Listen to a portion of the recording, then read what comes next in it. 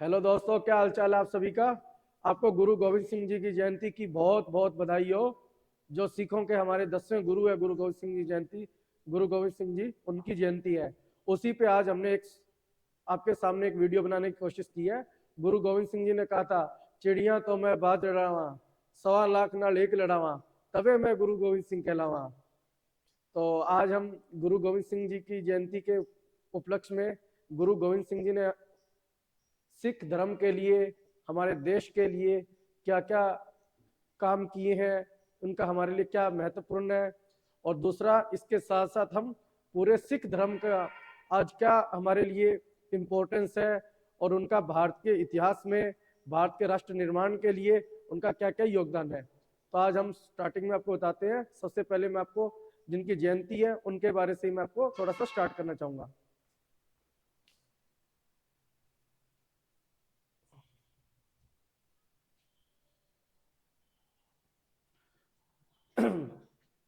गुरु गोविंद सिंह जी की जयंती। गुरु गुरु गोविंद सिंह का जन्म 1666 के अंदर बिहार, जो वर्तमान में बिहार है, उसमें पटना, जो बिहार की राजधानी है, पटना में हुआ था। 1666 में इनका जन्म हुआ था, 1708 में इनका डेथ हो गई थी। और ये सिखों के 10वें गुरु थे। जैसे हिंदू धर्म में अवतार होते हैं, ठीक है, जैन में जैसे तीर्थंकर होते हैं, और बौद्ध धर्म में से बुद्ध होते हैं, वैसे ही सिख धर्म के अंदर गुरुओं की परंपरा है। तो पहले गुरु थे गुरु गोविंद सिंह, सॉरी, पहले जो सिख धर्म के संस्थापक थे उनको पहला गुरु भी माना जाता है, वो थे गुरु नानक देव जी। वैसे टोटल 10 गुरु थे और 10वें गुरु थे जो जो अंतिम गुरु थे, उनको बोला जाता है गुरु गोविंद सिंह जी। उन्हीं की जयंती थी। और उसके बाद गुरु परंपरा सिख धर्म के अंदर समाप्त कर दी गई, ताकि आगे विवाद ज्यादा ना बढ़े गुरुओं के बीच में या किसी अन्य व्यक्ति के बीच में, इसलिए व्यक्ति की जगह इसको संस्थागत कर दिया गया। और जो 10 गुरु थे, 10 गुरु, पहले गुरु से लेकर अंतिम 10वें गुरु तक, जिन्होंने जो हमें मानव सभ्यता के लिए जो संदेश दिया, जो उन्होंने कार्य किया, जो उनका योगदान है, उनको एक पुस्तक में संकलित कर दिया गया, ताकि जो भी सिख धर्म के बारे में पढ़ना चाहे, जानना चाहे, उस पुस्तक को पढ़ सकते हैं। उसको नाम दिया जाएगा गुरु ग्रंथ साहिब या आदि ग्रंथ साहिब।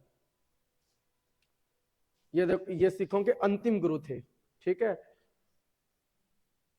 और इसको बोला गया गुरु ग्रंथ साहिब, गुरु ग्रंथ साहिब या आदि ग्रंथ साहिब, ठीक है। और जो सबसे इनका जो खास था, सबसे ये दिन का खास मैं कहूं तो गुरु गोविंद सिंह जी ने उस समय, यदि आप मध्यकाल के बारे में देखोगे, मध्यकाल के अंदर क्या था, जब गुरु गोविंद सिंह जी का दौर था, जाति के आधार पे, धर्म के आधार पे, क्षेत्र के आधार पे बहुत ज्यादा भेदभाव हो रहे थे।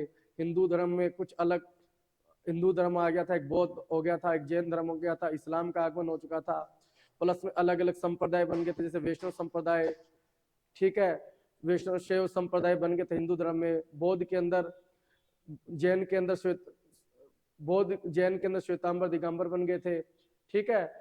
और बौद्ध धर्म में जैसे महायान, हीनयान, अलग अलग संप्रदाय बन गए थे। सारे धर्म लगभग बंट गए थे एक, मतलब अलग अलग शाखाओं में। जब ज्यादा भेदभाव होने लगा, तो उस कंडीशन को देखते हुए पूरे सिख कम्युनिटी को एकजुट करने के लिए, ताकि कोई भी मतलब की समस्या हो, उसका एकजुट होकर मुकाबला कर पाए, इसके लिए गुरु गोविंद सिंह जी ने खालसा पंथ की स्थापना की थी। खालसा, और खालसा का सीधा सा मतलब है जो सिख धर्म को फॉलो करने वाले लोग हैं, वो सैनिक संत जो अपने साथ में शस्त्र शास्त्र दोनों से धारण थे, उन लोगों का एक ग्रुप था जिसको बोला जाएगा खालसा पंथ। और खालसा पंथ का ही जो आगे जो विचार था, उसको व्यवहारिक रूप देने का काम किया आगे चल के गुरु, आगे चल के महाराजा रणजीत सिंह जी ने, जिन्होंने पंजाब राज्य की स्थापना की थी। और जो खालसा का जो विचार है उसका मूर्त रूप था। और इसी को आगे चल के जो भिंडरेवाला संत, कुछ लोग उसको संत भिंडरेवाला मानते हैं, जो उनको मानने वाले थे, और भिंडरेवाला ने आगे चल के इसको खालिस्तान का एक विचार आगे आजादी के बाद देने का काम किया। और खालिस्तान से ही देश के अंदर एक अलग राज्य की मांग उठने लगी, जिसको अलगाववाद और सांप्रदायिकता देश में बढ़ी। और इसी कड़ी के अंदर जो देश की हमारी एक प्रधानमंत्री थी श्रीमती इंदिरा गांधी जी, उनका राजनीतिक हत्या भी हुई थी, ठीक है। और आपने ऑपरेशन ब्लू स्टार का नाम सुना होगा, जब अमृतसर के अंदर जो अकाल तख्त था, उसके अंदर बहुत सारे हथियार को जमा कर लिया गया था, तो सेना द्वारा जो कार्यवाही की गई, जैसे ऑपरेशन ब्लू स्टार, ठीक है। और गुरु गोविंद सिंह जी ने पूरे सिखों के लिए 5 कै की धारणा दी थी। 5 कै मतलब 5 कक्के जिसको बोला जाता है, केश धारण करना, कच्छा, कृपाण, ठीक है, कंगा आदि, इन 5 कै पे बल दिया गया था। देखो, जैसे कि कंगा है, केश है, हाथ में जैसे पहनने वाला कड़ा होता है, कच्चा, कृपाण आदि, इन 5 के पे बल दिया गया था। ठीक है, और ये तो गुरु गोविंद सिंह के बारे में मैंने आपको परिचय दे दिया। बाकी सबसे पहले हम देखते हैं कि जो मध्यकाल था 15वीं-16वीं शताब्दी, उस समय जो सिख धर्म उदय हुआ, तो ये उस सिख धर्म के उदय का कारण यदि हमें जानना है, तो यदि हम उस समय की जो सामाजिक, आर्थिक, राजनीतिक, सांस्कृतिक जो भी भारत का जो कंडीशन थी, यदि हम उसके बारे में थोड़ा सा भी जान लेंगे तो हमें पता चल जाएगा कि सिख धर्म का उदय का कारण क्या था। देखो, सबसे पहले क्या था, उस समय जैसे मुगलों का आगमन हो चुका था लगभग, मान लो मुगल थोड़े से समय बाद आ गए थे, बाकी सैयद लोदी काल तो थे ही, बाहर के क्रांत आ गए थे जो मेनली इस्लाम धर्म को फॉलो करने वाले थे। हिंदू धर्म के लोग यहाँ रहते ही थे, बौद्ध और जैन सभी लोग रहते थे। सभी धर्मों के अंदर जो कुरीतियां थी, एक तो जो कुरीतियां जैसे हिंदू में जाति व्यवस्था आज भी चल रही है, तो सोचो उस समय तो कितनी होगी, इस्लाम के अंदर भी ऐसी व्यवस्था फैल गई थी। तो उन व्यापक बुराइयों को, व्यापक जो बुराइयां थी उनको ध्यान में रखते हुए, दूसरा मध्यकाल के अंदर क्या था, सामंती समाज था। वर्तमान में भी कुछ कुछ भारतीय समाज सामंती समाज है, फ्यूडल माइंडसेट, तो मध्यकाल में सामंती समाज बहुत ज्यादा था। भक्ति और सूफी परंपरा आगे बढ़ रही थी, जो मानवतावाद, समानता, स्वतंत्रता, बंधुत्व इसका विचार दे रही थी। और समाज में व्यापक अन्य बुराइयां, जैसे नशाखोरी है, ठीक है, जुआ है आदि, और अन्य कर्म, ये सब जब मिल रहे थे, तो उसी समय गुरु नानक देव जी ने सिख धर्म को एक सिख धर्म का नींव रखी। ठीक है, सिख धर्म और अन्य महत्वपूर्ण तथ्य। सबसे पहले सिख धर्म के जो गुरु नानक देव जी है, जो सिखों के प्रथम गुरु है गुरु नानक देव जी, उन्होंने सिख धर्म के, उनको संस्थापक माना जाता है, सिख धर्म का पहला गुरु माना जाता है। जैसे गुरु गोविंद सिंह जी को 10वां माना जाता है, उनको पहला माना जाता है। ये इनका जन्म 1469 में हुआ था, वर्तमान के पाकिस्तान में ननकाना साहिब में हुआ था, और 1539 में इनकी डेथ हो गई थी। ठीक है, और इन्होंने सिख धर्म की स्थापना की थी। सिख धर्म की स्थापना करते वक्त इन्होंने एक बात बोली थी, सरबत दा भला। सरबत दा मतलब पूरे मानव सभ्यता का भला होने की बात थी, जो वर्तमान में हम देखते हैं सबका साथ सबका विकास या समावेशी विकास देखते हैं। ठीक है, इन सभी को उस समय गुरु नानक देव जी ने ही बोल दिया था, जिसको बोला जाता है सरबत दा भला। सरबत दा भला के अंदर उन्होंने 3 सिद्धांत दिए थे, नाम जपो, वंड छको, कीर्त करो। नाम जपो, नाम जपो का मतलब था कि ईश्वर का नाम जपो, गुरु का नाम जपो। ठीक है, वंड छको का मतलब था कि आपके पास यदि जरूरत से ज्यादा संसाधन है, तो उसको मिलजुल के शेयर करके सभी के लिए कंट्रीब्यूशन करो, ताकि उसका हित ज्यादा से ज्यादा समाज के सभी वर्गों तक उसका हित पहुंचे। आपने देखा होगा, अभी कोरोना काल था, कोरोना काल के अंदर जब लोग लॉकडाउन के अंदर घरों के अंदर थे, तो गुरुद्वारों ने आगे बढ़ के वंड छको का जो सिद्धांत था गुरु नानक देव जी का, उसको व्यवहार में लागू किया और लोगों तक खाद्य सुरक्षा सुनिश्चित करने की कोशिश की। इसलिए गुरु नानक देव जी ने इसको बोला था वंड छको। एक था गुरु नानक देव जी ने बोला था कीर्त करो। कीर्त करो का मतलब है कर्म करो। कर्म करो का मतलब भीख मर, ये नहीं कि आप भीख मांग रहे हो, चोरी चकारी करो, नहीं नहीं, कर्म करो, ईमानदारी से कर्म करो और अपनी आजीविका सुनिश्चित करो। ये उन्होंने बोला था सरबत दा भला। इससे क्या होगा, सरबत दा भला। सरबत दा भला का मतलब सबका भला, सरबत दा भला। ठीक है, और उन्होंने अंतिम जो गुरु नानक देव जी ने अपने जीवन के 18 वर्ष बिताए थे, वो बिताए थे करतारपुर साहिब में। करतारपुर भी एक जगह है पाकिस्तान में, और करतारपुर बहुत चर्चा में भी है। अभी मोदी जी सरकार जी ने, और पाकिस्तान में जो इमरान खान प्राइम मिनिस्टर थे, उन्होंने करतारपुर कॉरिडोर का निर्माण किया था। करतारपुर कॉरिडोर का सीधा सा मतलब है कि जो भारत में रहने वाले सिख परंपरा के लोग हैं, सिख धर्म को फॉलो करने वाले लोग हैं, वो चाहे तो बिना रोक टोक के करतारपुर में जाके गुरुद्वारे में अपना जा सकते हैं और वहां से वापस आ सकते हैं आराम से। और यानी दो देशों के बीच में तनाव है, तो इसका मतलब ये नहीं कि जो सिख धर्म को फॉलो करने वाले श्रद्धालु है वो उस वजह से उस गुरुद्वारे में ना जा पाए। ये बहुत ही दोनों सरकारों का मैं कहना चाहूंगा बहुत ही सराहनीय कदम था, और सिख कम्युनिटी के लिए, खासकर सिख कम्युनिटी के हर भाई बहन के लिए बहुत बड़ा दिन था। ठीक है, और फिर है सिख धर्म में 5 तख्त। सिख 5 तख्त का मतलब है कि सिख धर्म के अंदर तख्त की परंपरा है। तख्त मतलब एक बहुत ही स्पिरिचुअल या होली प्लेस होता है। ठीक है, जिसको आगे चल के हम गुरुद्वारे भी बोल सकते हैं, उन तख्त को गुरुद्वारा बोला गया। वो खासकर 5 है, 5 गुरुद्वारे, जैसे कोई पंजाब में है, कुछ बिहार में, या कुछ महाराष्ट्र में आप पढ़ सकते हो। अकाल तख्त साहिब गुरुद्वारा जैसे अमृतसर के अंदर। ठीक है, ऐसे ही है केशगढ़ साहिब, आनंदपुर साहिब, ये भी पंजाब में है, पंजाब में। ठीक है, पंजाब, पंजाब को पंजाबी में ऐसे बोला जाता है पंजाब, पंजाब। ठीक है, और ये है बठिंडा, ये भी कहां पे है, पंजाब में, पंजाब। और एक है तख्त श्री पटना साहिब, बिहार, बिहार, बिहार, या इसको बोलो बिहार,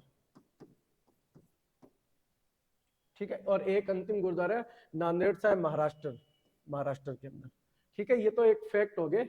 बाकी सिख धर्म से हम क्या क्या चीजें और सिख धर्म के अंदर दिखाई गई है, जो दसों गुरु है, गुरु गोविंद सिंह, सॉरी, गुरु नानक देव जी से लेके अंतिम गुरु गोविंद सिंह जी, जिनको हम दशमेश गुरु भी बोला जाता है, दशमेश गुरुओं ने 5 दोष बताए कि व्यक्ति के अंदर यदि ये कोई भी व्यक्ति है यदि 5 दोषों से मुक्त हो जाता है तो सच्चे मायने में वो सिख धर्म की जो संदेश है उसको वो ग्रहण कर रहा है। जैसे उन्होंने कहा कि किसी भी व्यक्ति को काम से मुक्त होना चाहिए, क्रोध व्यक्ति के अंदर नहीं होना चाहिए, लोभ नहीं आना चाहिए, मोह नहीं होना चाहिए और अहंकार की भावना नहीं होनी चाहिए।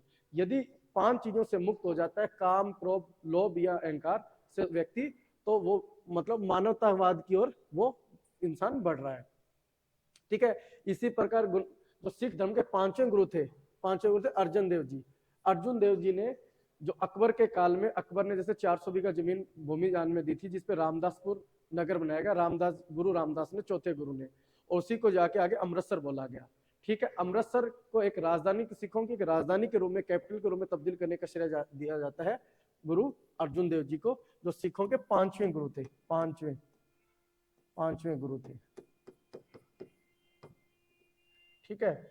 और इसी खालसा जो विचारधारा थी, जो गुरु गोविंद सिंह जी ने खालसा, मैं आपको पहले बताया था, खालसा पंथ की स्थापना की थी, इसी विचारधारा को मूर्त रूप देने के लिए पंजाब राज्य की स्थापना की, और जिसके संस्थापक थे, जिनका सुनहरे अक्षरों में नाम लिख सकते हैं हम, महाराजा रणजीत सिंह जी। और महाराजा रणजीत सिंह जी ही वो व्यक्ति थे जिन्होंने जो हरमिंदर साहब बना हुआ है पंजाब के अंदर, अमृतसर के अंदर, उसके ऊपर सोने की परत चढ़ाई थी, इसलिए उसको आज मंदिर को आज हम क्या बोलते हैं, स्वर्ण मंदिर के नाम से भी जाना जाता है, ठीक है। और सिख धर्म के बारे में एक बात और बता देता हूँ। सिख धर्म से रिलेटेड यदि हम न्यूज में सुनते हैं, आजकल तो सोशल मीडिया पे बहुत ज्यादा कंट्रोवर्शियल टॉपिक दिए जाते हैं, और या हम आम व्यक्ति से भी बातचीत करते हैं, तो हम सिख धर्म से जुड़े हुए कुछ विवादित मुद्दों को भी हम सुनते हैं। विवादित मुद्दे इन सेंस ये नहीं कि सिख धर्म के अंदर कोई विवाद है, कुछ ऐसे मुद्दे हैं जिसके ऊपर हमारे और सामने वाले के जो परसेप्शन है, या हमारी राय, या हमारा नजरिया है, या रुझान है, वो अलग अलग होता है। तो देखो उसके अंदर जैसे सिख गुरु के 5वें गुरु थे अर्जन देव जी, और 9वें गुरु थे गुरु तेग बहादुर जी। ऐसा माना जाता है कि जब मुगल काल यहाँ पे आया था, बाबर आया सबसे पहले, तो उसमें जैसे अकबर थे, हुमायूं, जहांगीर वगैरह, तो इनके साथ सिख गुरुओं का जैसे कि धार्मिक मुद्दों को लेके हमेशा विवाद रहा, ऐसा माना जाता है। खास करके उसमें 2 व्यक्ति प्रमुख थे, जैसे गुरु अर्जुन देव जी और गुरु तेग बहादुर जी, और एक गुरु गोविंद सिंह जी भी कह सकते हो, 3 मेनली। तो गुरु अर्जुन देव जी को इस मतलब मुगलों ने ये बोला कि आप इस जबरदस्ती, इन्होंने इस्लाम को कबूल करने की बात की कि आप इस्लाम को कबूल करो, सिख को छोड़ो। इसी प्रकार गुरु तेग बहादुर जी को बोला गया कि आप इस्लाम को कबूल करो, सिख को त्याग दो। तो इन दोनों गुरुओं ने, गुरु अर्जुन देव जी ने और गुरु तेग बहादुर जी ने, इन्होंने मतलब कि अपनी मौत को चुना, ना कि अपने धार्मिक मूल्यों का परित्याग किया। तो इन्होंने धर्म को, मतलब इस्लाम धर्म को कबूलने से सख्त मना कर दिया। इसी वजह से गुरु अर्जुन देव जी को जहांगीर के द्वारा और गुरु तेग बहादुर जी के द्वारा और औरंगजेब द्वारा गुरु तेग बहादुर जी को क्या मृत्युदंड दिया गया, मृत्युदंड दिया गया। और हम सुनते ही हैं, जो मुगल शासक औरंगजेब था वो बहुत ही धार्मिक कट्टर व्यक्ति था। उसने जब गुरु तेग बहादुर जी को मृत्युदंड दिया, उसके बाद जब गुरु गोविंद सिंह थे, अन्य जो अंतिम गुरु थे जिनके जयंती पे वीडियो बना रहे हैं, उनके 4 पुत्र थे। उन 4 पुत्रों को भी धार्मिक विवाद के कारण उसने फांसी की सजा सुना दी थी। गुरु गोविंद सिंह के 4 पुत्रों ने धर्म की रक्षा के लिए अपनी शहादत दी थी, और शहादत दी थी। औरंगजेब ने इनको भी मरवा दिया था। और जो वर्तमान मोदी सरकार को ये चीज हमें श्रेय देना ही देना चाहिए, मोदी सरकार ने हमारे इन जो गुरु गोविंद सिंह जी के 4 पुत्रों की शहादत है, उनको नमन करने के लिए उनको हम वापस स्मरण करें, बाकी हम उनसे सीखें कैसे देश राष्ट्र निर्माण, अपनी धर्म की रक्षा के लिए कैसे लोग बलिदान दे सकते हैं। उनकी याद में 26 दिसंबर को वीर बाल दिवस मनाने की कोशिश शुरुआत की है। वीर बाल दिवस आपने सुना होगा, न्यूज में वीर बाल दिवस मनाते हैं हर साल हम 26 दिसंबर को, ठीक है। और ये जो भिंडरे वाला था, भिंडरे वाला ने सांप्रदायिकता फैलाई थी, ये मैंने आपको बता दिया। जब पंजाब राज्य के अंदर सिख खालिस्तान मूवमेंट को उसने आगे बढ़ाया। फिर इंदिरा गांधी की सरकार थी, उसने ऑपरेशन ब्लू स्टार चलाया, अकाल तख्त पे आक्रमण किया, सेना ने हथियारों से मुक्त कराया। उसके प्रतिक्रिया के रूप में सिख धर्म के सिख को फॉलो करने वाले कुछ व्यक्तियों ने श्रीमती इंदिरा गांधी जी का असैसिनेशन कर दिया था, डेथ हो गई थी। ठीक है, और आगे चल के हम सिख धर्म और अंतर्राष्ट्रीय विवाद भी आज के दौर में हम सुनते रहते हैं। नंबर एक तो जब करतारपुर कॉरिडोर खोला, तो करतारपुर कॉरिडोर तभी खोला जब भारत सरकार और पाकिस्तान सरकार दोनों की सहयोग से खुला। दूसरा, जो हमारे सिख परंपरा के लोग हैं, मेनली पंजाब, हरियाणा, इधर राजस्थान के लोग हैं या अन्य क्षेत्र में जहाँ भी जैसे दिल्ली में रह रहे हैं, वो आज के दिन के दूसरे देशों में जा रहे हैं, जैसे वो मेनली कनाडा, ऑस्ट्रेलिया, न्यूजीलैंड वगैरह इन देशों में जा रहे हैं। तो वहां पे जाने के बाद भारतीय जो परंपरा है, भारतीय जो कल्चर है या सिख धर्म को रिप्रेजेंट करते हैं, जो कि हमारे लिए एक सॉफ्ट पावर का काम करता है, जो भारत की सॉफ्ट पावर बढ़ाते हैं। ठीक है, तीसरा, पूरे विश्व के अंदर जब कोरोना आया, ठीक है, पूरे विश्व के अंदर जब कोरोना आया, तो कोरोना के तहत लोगों को खाद्य सुरक्षा की जो समस्या थी, उसको निजात पाने के लिए जो हमारे सिख भाई बहन पूरे विश्व में फैले हुए, उन्होंने गुरुद्वारों की मदद से इसको वहां तक पहुंचाया था। इससे खाद्य सुरक्षा सुनिश्चित हुई, जो भारत की अगेन फूड सॉफ्ट पावर के रूप में काम करता है। ठीक है, एक आपने देखा होगा जैसे किसान आंदोलन हुआ, किसान आंदोलन में किसानों की अपनी बात को आगे रखने के लिए सरकार तक जिस प्रकार से गुरुद्वारों या सिख लोगों ने आगे आके फूड सिक्योरिटी और साफ सफाई का जिम्मा उठाया, वो सराहनीय कदम माना जा सकता है।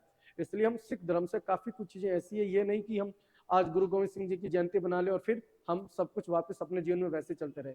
नहीं नहीं, हमें दसों गुरुओं और सिख धर्म से हमें बहुत कुछ चीजें ऐसी है जो हम सीख सकते हैं, जो हमारे पूरे विश्व के लिए, वसुधैव कुटुंबकम के जो हमारे विचार उसको सुनिश्चित करने के लिए, या फिर कहूँ मैं जो समावेशी विकास है या सस्टेनेबल डेवलपमेंट उसको लागू करने के लिए हम आज इसको लागू कर सकते हैं। और हम बहुत सी चीजें ऐसे सीख सकते हैं, जैसे गुरु नानक देव जी ने वर्ण छको बोला। वर्ण छको का मतलब हमारे पास यदि जरूरत से ज्यादा चीजें हम सारों के साथ साझा करें, तो इससे हम सामुदायिकता की भावना को आगे बढ़ा सकते हैं। इससे रियल सेंस में हम कह सकते हैं वास्तव में ये समाजवाद का एक उदाहरण है। दूसरा, किर्त करो। किर्त करो मतलब यदि हम ईमानदारी से काम करते हैं या ईमानदारी से आजीविका करते हैं, तो वर्तमान में जैसे साइबर क्राइम हो रहा है, साइबर अपराध है, ठीक है, कर चोरी है, ठीक है, और मनी लॉन्ड्रिंग जैसे मुद्दों पे हम नकेल कर सकते हैं। ठीक है, बाकी गुरुद्वारे में जाते हैं, जैसे मैं जाता हूँ, मैं हमेशा देखता हूँ गुरुद्वारों में जितनी साफ सफाई कहीं नहीं मिलती, 5 स्टार होटल में भी नहीं मिलती। यदि हम यूट्यूब पे देखते हैं तो गुरुद्वारों में इतनी साफ सफाई होती है, जिससे कहीं ना कहीं हम पर्यावरण को शुद्ध करते हैं। पर्यावरण संरक्षण में भी ये हमारे लिए बहुत महत्वपूर्ण है। ये सभी धार्मिक प्लेस को गुरुद्वारों से सीख लेना चाहिए। ठीक है, और गुरु नानक देव जी ने यदि समानता, स्वतंत्रता, बंधुत्व की बात कही, तो कहीं ना कहीं वो जातिवाद पर, सांप्रदायिकता पर चोट की, जो अगेन जो भारत के प्रियम्बल में संविधान में सेकुलरिज्म, समुदाय, पंथ निरपेक्षता, उसका मूर्त रूप है। इन्होंने समानता की बात की। ठीक है, लैंगिक न्याय, महिलाओं के साथ जो उस समय दुराचार हो रहे थे, दुष्कर्म कह लो या मान लो जो कुरीतियां थी, सती प्रथा, दहेज प्रथा, इन सभी का गुरु नानक देव जी ने विरोध किया। कहीं ना कहीं गुरु नानक देव जी ने लैंगिक न्याय को मूर्त रूप दिया। अन्य भी बहुत सी चीजें हम सिख धर्म से सीख सकते हैं। कहने का भाव ये है कि हम कोई भी हम धर्म है, जैसे हिंदू धर्म है या इस्लाम धर्म है, सिख धर्म है, बौद्ध है, जैन है, पारसी है, या अन्य कोई भी धर्म है, हम इसके जो कोर थीम है, जो इसकी फिलोसफी है, उससे बल देना चाहिए। इससे धार्मिक सौहार्द की भावना बढ़ती है, देश को विकास, राष्ट्र निर्माण में मदद मिलती है, पूरे विश्व में शांति मिलती है। ना कि हम इसको व्याख्या करने वाले लोग हैं, इसकी व्याख्या इस प्रकार कर दे कि आम आदमी तक उसका संदेश गल जाए और धार्मिक आधार पर देश में भेदभाव हो। और सिख धर्म से बहुत सी ऐसी चीजें हैं, जैसे सेवा का मूल्य हम सिख धर्म से सीख सकते हैं, भाईचारे का मूल्य सीख सकते हैं, समाजवाद का मूल्य सीख सकते हैं, प्रेम मोहब्बत का मूल्य हम सीख सकते हैं। कुल मिला के सार यही है, गुरु गोविंद सिंह जी की जयंती है, इसको हम एक सिर्फ जयंती के रूप में ना बना के, गुरु गोविंद सिंह जी ने जो हमें जो संदेश दिया है, हमें उसको आत्मसात करने की जरूरत है। और इस संदेश को ना सिर्फ भारत बल्कि पूरे विश्व में फैलाने की आवश्यकता है, जिससे वर्तमान के बहुत से ऐसे मसले हैं वैश्विक स्तर पे, जिन पे हम चोट कर सकते हैं। जय हिंद दोस्तों, बाय बाय।